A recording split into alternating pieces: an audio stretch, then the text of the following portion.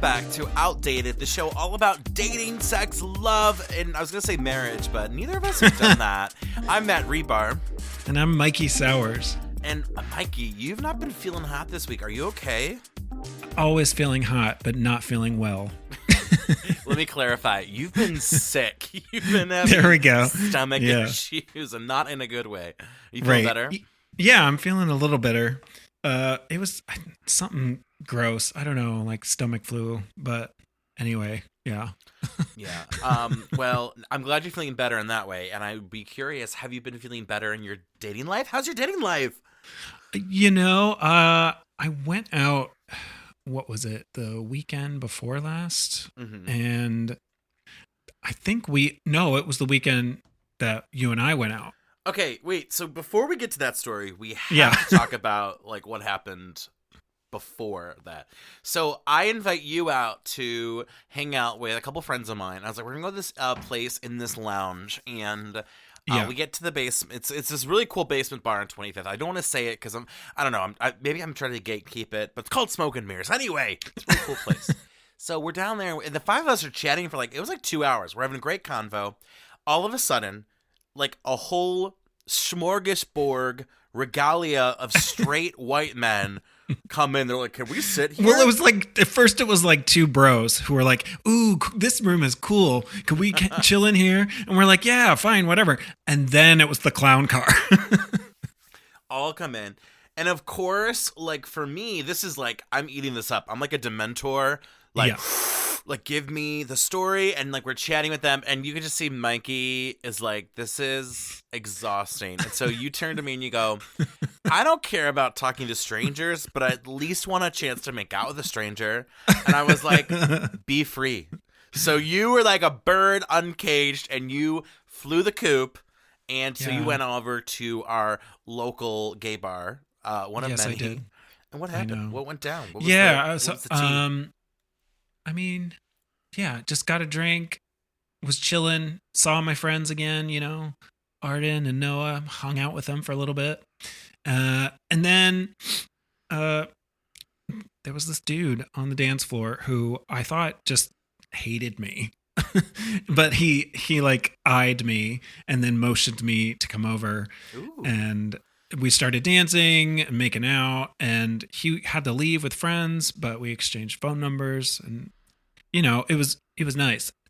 But then it kind of like disappeared after that.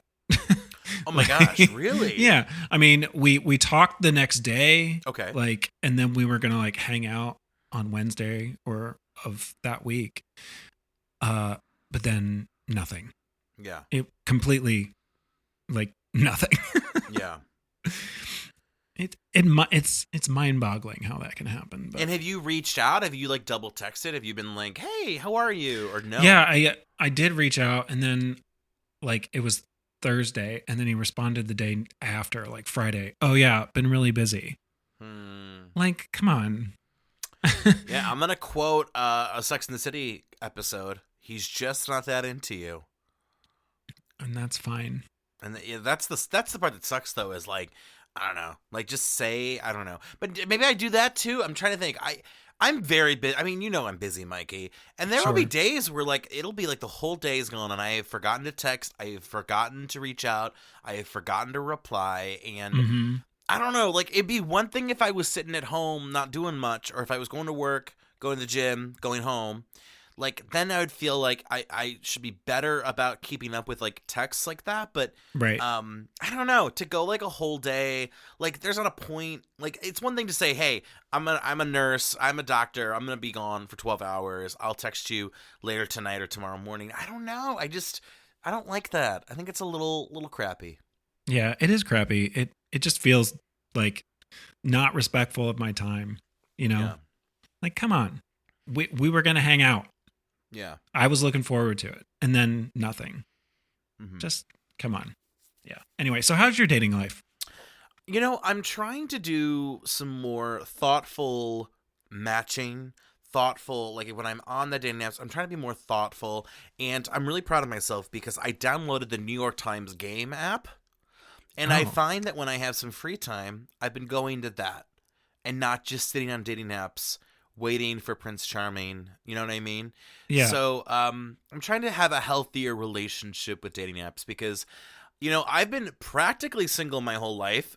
With the exception of a couple months in a confirmed relationship and a few periods of situationships where, I would like delete the apps or I would be off for a long time. And I will say, like, when I silenced all my notifications, and that really helped. Mm-hmm. But yeah, there's still times where, like, I don't want to get on my phone. The first thing I gotta check is the dating apps.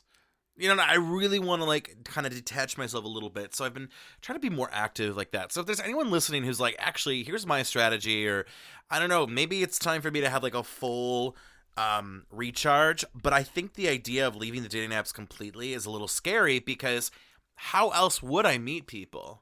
Right. Mm-hmm.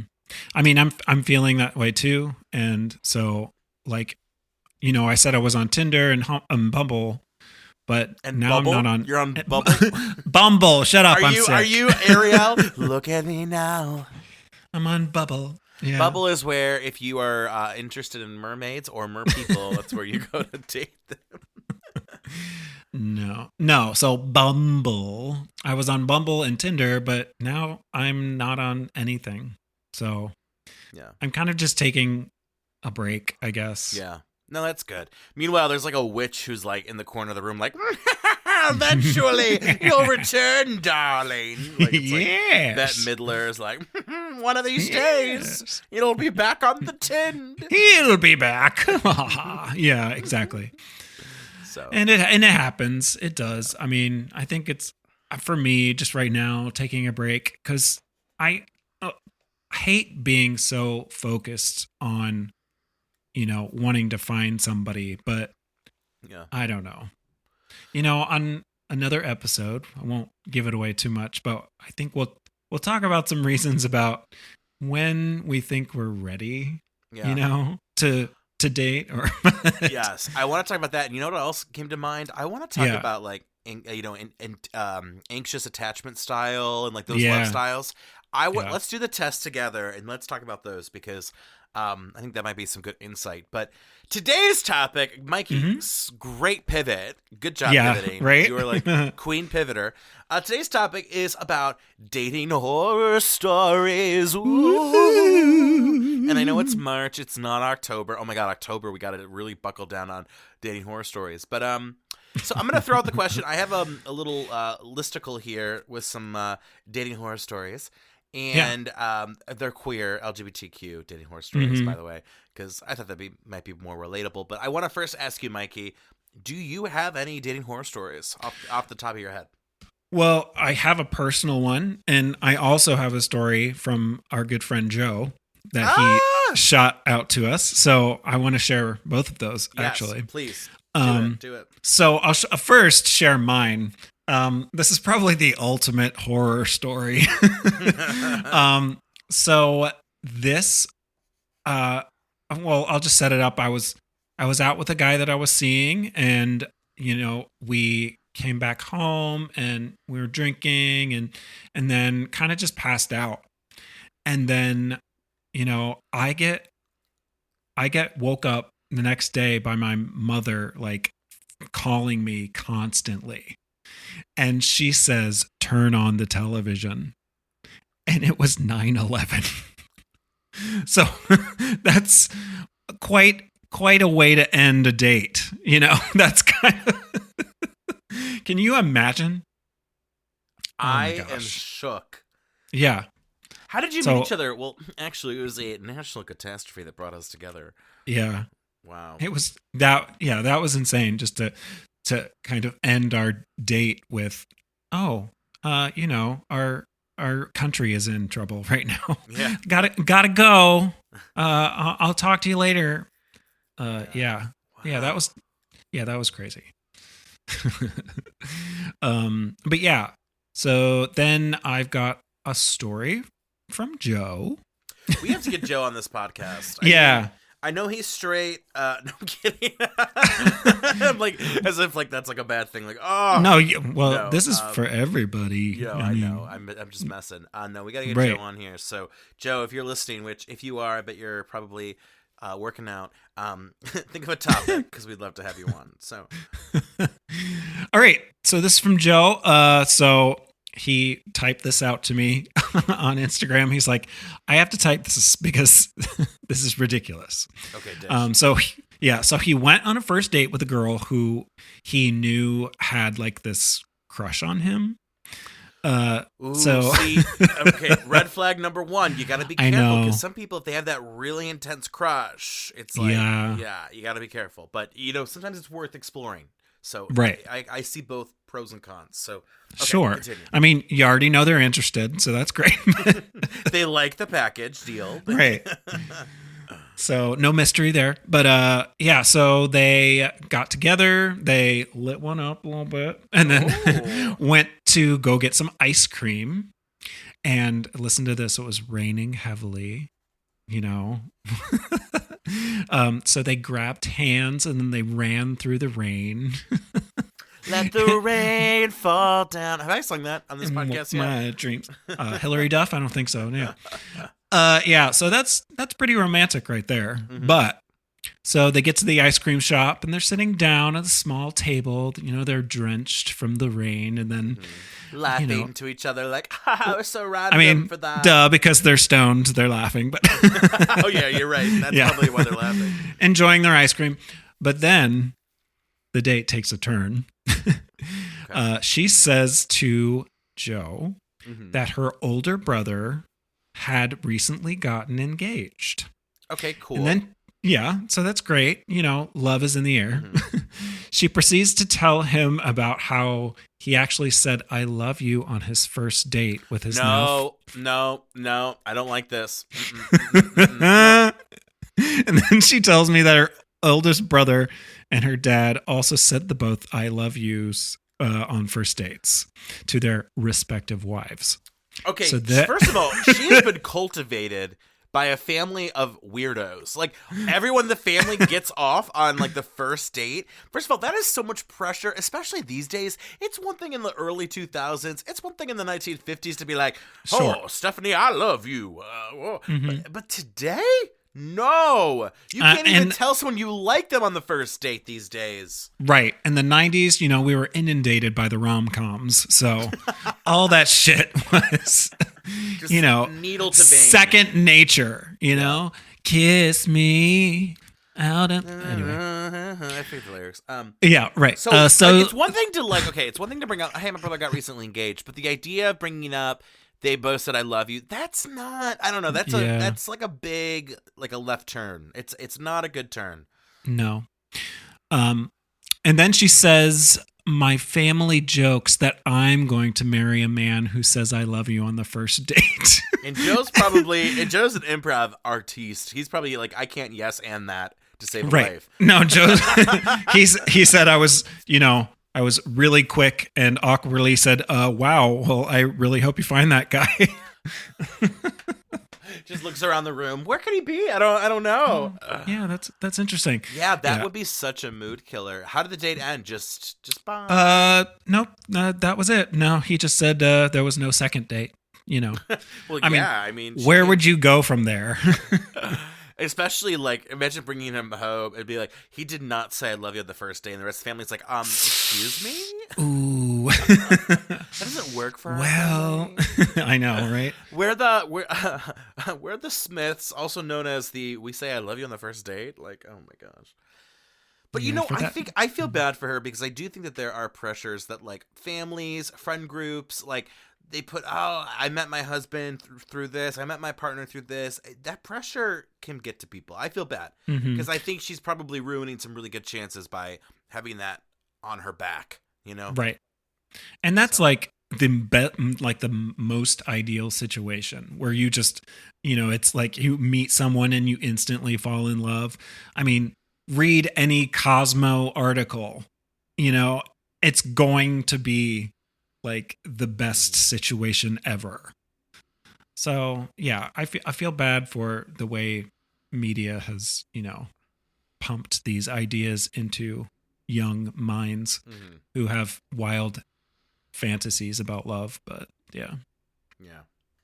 Well, there's 2 dates that come up for me. I will say I've not had a lot of successful dates. I've not had a lot of mutually interested dates for a second date.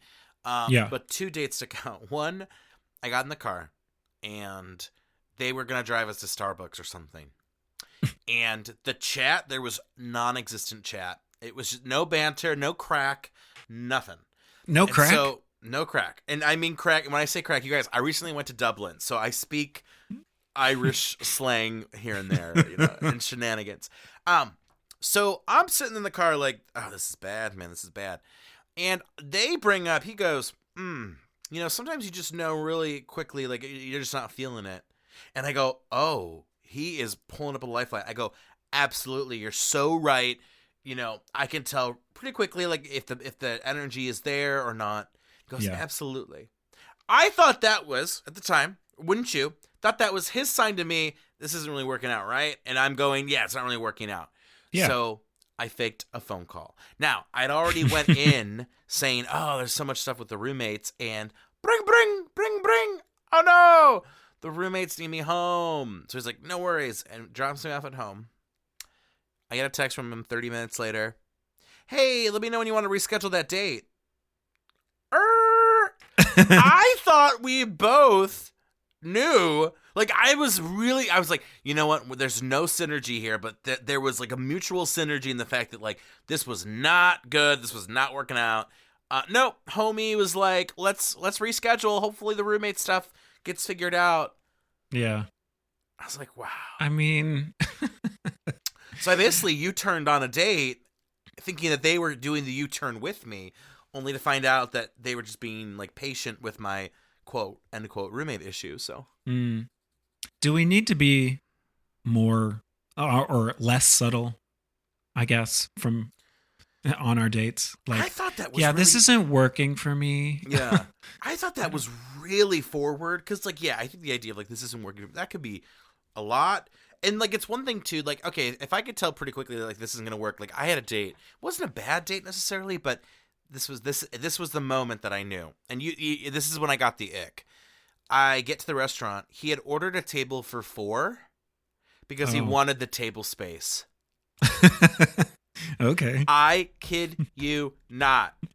And I looked at him and I'm like, yeah, but the server put 4 waters. And he's like, well, like it'll be okay. Yeah. And that was such an ick moment for me. I'm like, I don't care if these tables are the size of chessboards. I do not want to deal with the server thinking this is a 4-top, it's a 2-top. It messes up the rotation. It looks bad. All this extra water has been poured. Just say, hey, it's a 2-top. You're not busy. Can we get a larger table? What? It was such a, oh my God. I still had the date. I stayed on the date, even though I was like, no. But another horror date story for me. There was this guy, we were talking, and he's finally like, let's do lunch. I'm like, great. And he's like, let's do this diner in the middle of nowhere. I'm like, great. We'll get hate crimed and have tuna melts. Yeah. So get there, and they're wearing a wife beater. Ooh. And I'm like, sir, listen, this is a first date. I'd rather you wear a t-shirt. You could maybe wear a tank, but a rusty white, 2 for $2 at Walmart wife beater? No. And I'm not that kind of person like you have to dress up on a date. Like, you could wear a sweatshirt and I'd be like, it's a sweatshirt. It's sweatshirt and jeans, like whatever. But a wife beater? You're going to roll that out of the gate? Right. That is your first date pick? If this were Judge Judy and it was a court case, she'd be like, do you know where you are right now? Like, read the room. Read the room. Like, what are you wearing? So then he proceeds to order something like, like an entree. I just get like a salad. I was like, kind of like I was like, I wasn't feeling it. So we get to the bill and he goes, oh, by the way, I don't really have any money. Can you cover the bill? I didn't bring any money with me. Mikey, I was about, it's one thing to say, let's do lunch, but Kay, I'm really tight on cash. Could you pay the bill? Which, for a first date, I think is really bold and ambitious. Like, if we went to lunch, if you and I went to lunch and you were like, oh my God, Matt, I forgot my wallet. Like, no problem. Yeah. Like, I got you. Like, Yeah. and I'm not even gonna think about it. Like, I'm not gonna be like, hey, Mikey, you remember like when I paid you for the like? I don't know. I'm just not that kind of person. No. But first date, and you're ordering an entree. You walked in here knowing you couldn't pay this bill. Insane.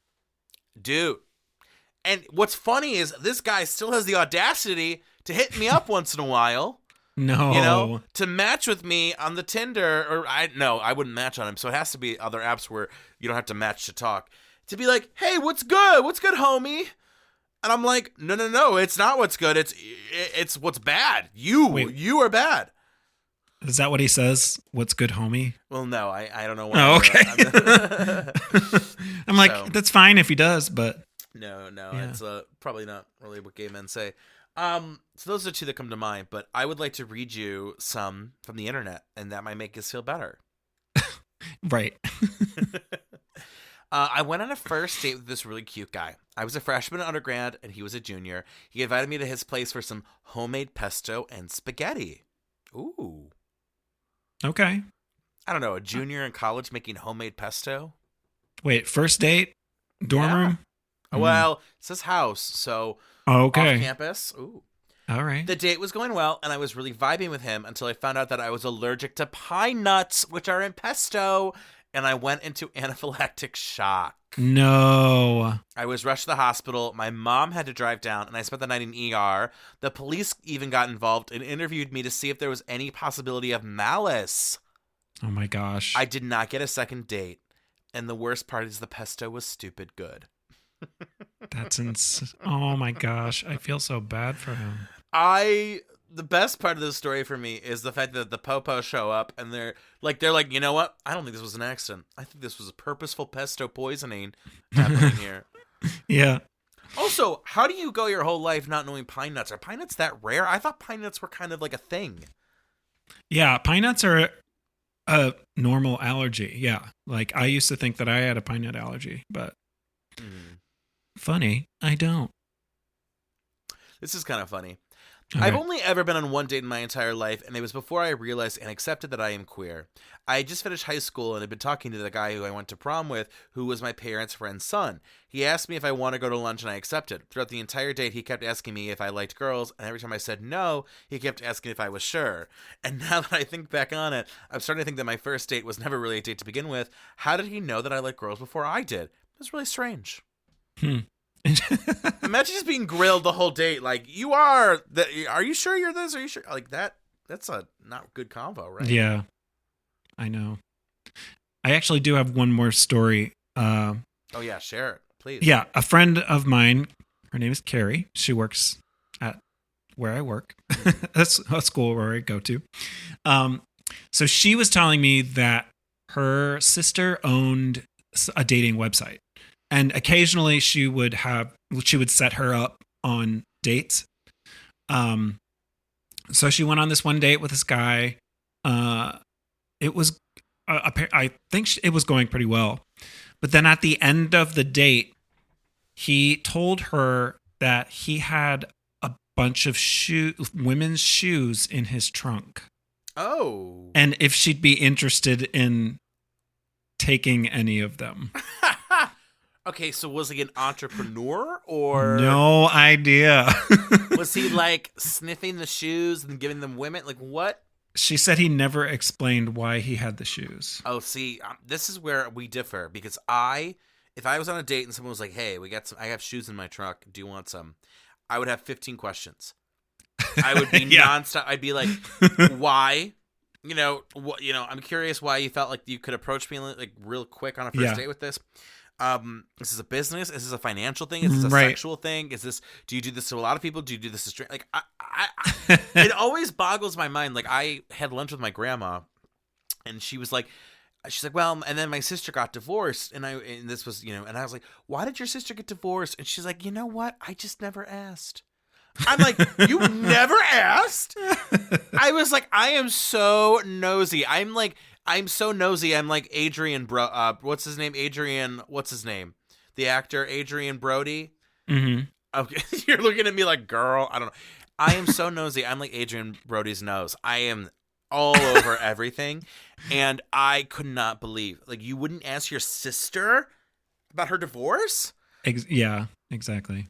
Right. So, here's Oh, another. so the worst thing, Yeah, go. thing about this is after the date, she, she called up her sister. She's like, what the fuck? Yeah. And her sister confessed to her that some of the guys she has set her up with were about to leave the website. So to reel them back in, she was going on these dates for her sister. What? Yeah. Oh, that would be. I would be livid. I would be grabbing like the bat from the Beyonce video where she's smashing everything. I would be. I'm like, it's too bad you didn't get any of the shoes. At least that would have been something. Seriously, get the shoes. Here's another story. A couple of friends thought that we would be a good match, even though I had said that I wasn't interested in a relationship with anyone at the time. But they ignored me and told her where I worked and what times I would be there. Big red flag from the friends. Do not tell people where I am if you know where I am. Which, also, is this weird? I love all my friends. I kind of have ideas of where you're at in the day, but I don't have your schedules memorized. No. Is that weird? Do friends share their schedules like that? Not like, I mean, maybe close friends. I mean, yeah. I was thinking about having you just share your like Google iCal with me just to see when we could record the podcast, but no.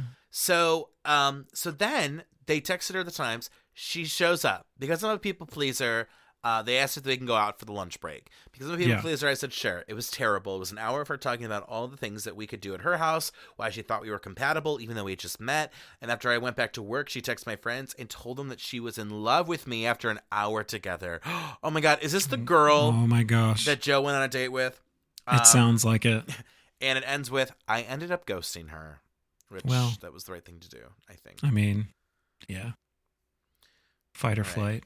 I'm trying to get to the next one, but the website is like low key just crashed because apparently it's using significant memory.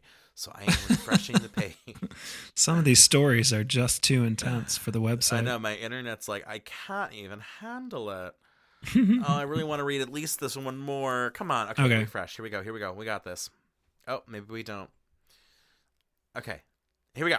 No. Yeah. Not that one. Okay. This is so unprofessional. I'm so sorry. Okay, here we go. I matched with this person on Tinder and thought we hit it off. It wasn't long until he asked what I was looking for, and I responded with a partner. Then they told me they weren't looking for anything serious as they had just gotten out of a relationship, but they were willing to see where we went in the future. I was fine with that, and we became friends. We met up 3 times over a couple months, and one of those times they cooked for me at their house. They were all very much like dates, just without the label of being dates. We messaged for hours and got along really well. It was getting to the point I thought something was developing. A few months later, he messaged me saying he was pretty bummed out. I asked why, and he said that he had broken up with his girlfriend.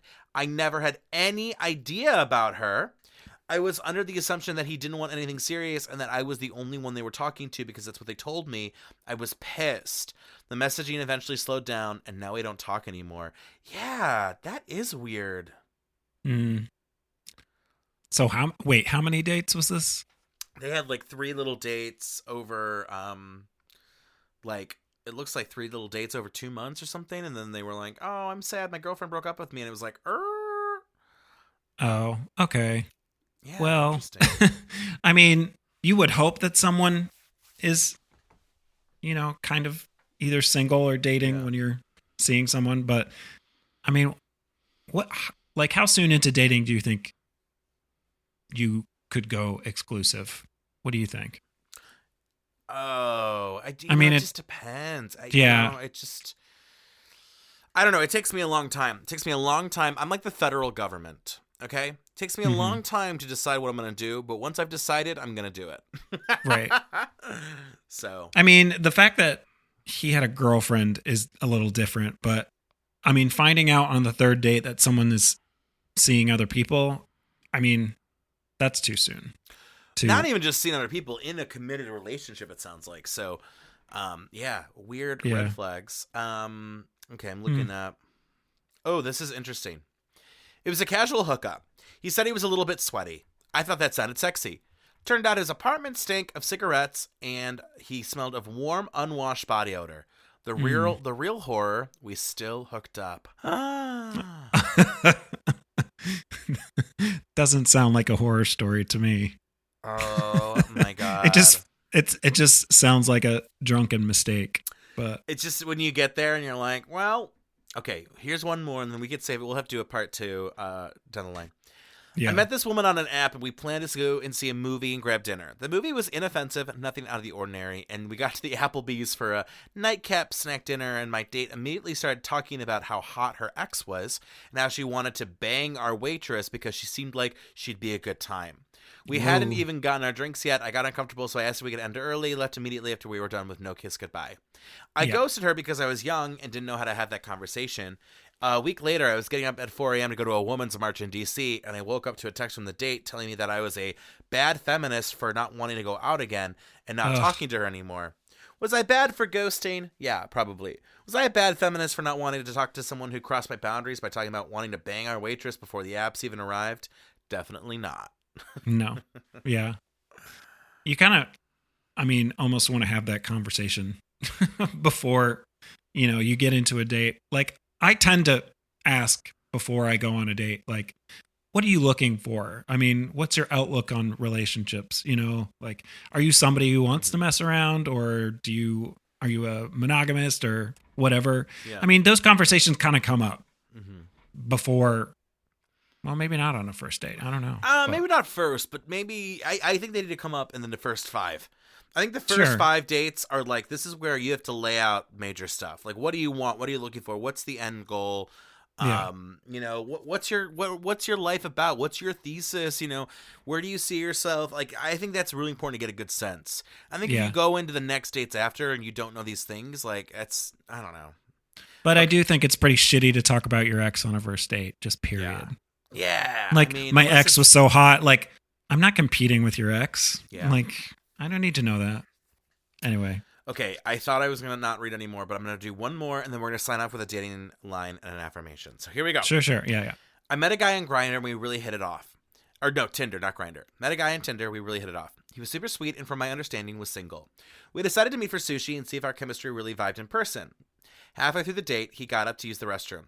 While he was away, a woman sat down next to me where he was sitting and started looking at the menu. I asked her, "Hi, can I help you?" She said, "Oh, he's my husband. I thought he said I was joining." I was absolutely shook. He returned and explained the situation. It turns out he revealed to his wife that he was bisexual and wanted to add a man to their sexual relationship. However, the stipulation was that she had to be in the room.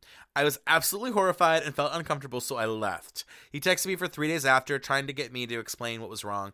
I don't know how many times I had to explain it to him, and I ended up blocking him. Yeah, like, you just need to be honest about this kind of stuff. Hey, right from the jump, in the profile, in your, like, why are you coming off like you're single or whatever? Yeah. No. I probably would have been like, dude, here's $20. I gotta go. And then they would have been like, dude, you ordered like 6 rolls of sushi. It's gonna be like $40. And I'd be like, fine, take my money. Yeah, you gotta have that shit out in the open. It serves zero purpose to be elusive about what you're looking for. No, I agree. It also serves no one to be taking these uber like filtered photos and posting them on, like a dating app. Yeah. So yeah. All right, Mikey, would you like a pickup line? I have a pickup line. Ooh, if you give me like a pickup line. Sure. You know what, Matt? Mm-hmm. I am not a photographer, but I can picture you and me together. I love it. That's pretty good. It would work on me. That's all I'm saying. And for all our singles out there, your presence in my life fills it with warmth, laughter, and love. I'm grateful for every moment we spend together. That's precious. Isn't this funny how we're 6 episodes in and yet it feels like we've said the same dating affirmation? They're all basically the same. You're like Mad Libs, big time. Like Mad Libs. All right, well, I think we know what we're going to talk about next week because Mikey teased it a little bit. So you got to return for a little bit of juicy, and we're going to find out, are we ready for this relationship? All we've been talking about for 6 weeks has been, are we ready for this relationship? And maybe we're not. I know. Oops. Let's figure it out. All right. Well, hey, if you want more Starvolt Studios programming, you go to starvoltstudios.com or at Starvolt Studios on Insta, all the TikTok, all that rage. Or you can follow me personally. Oh, I was going to... I stepped on you. I'm so sorry. Continue. Me. No, you can follow me personally at Reebstar, HRIBSTAR. So sorry. Can I go now? Yes, you may go. I was looking at you like... I know. And I'm Mikey _Sours on Instagram. Yeah, if you have ideas, you have questions, you have comments, you want to join the show and you have a hot topic, or maybe you don't want to join the show, but you have a hot topic that you want us to talk about. Or if you're hot and just want to hit us up. Yes, we are both currently still single. That's where you can find us. So until next time, peace out. Bye.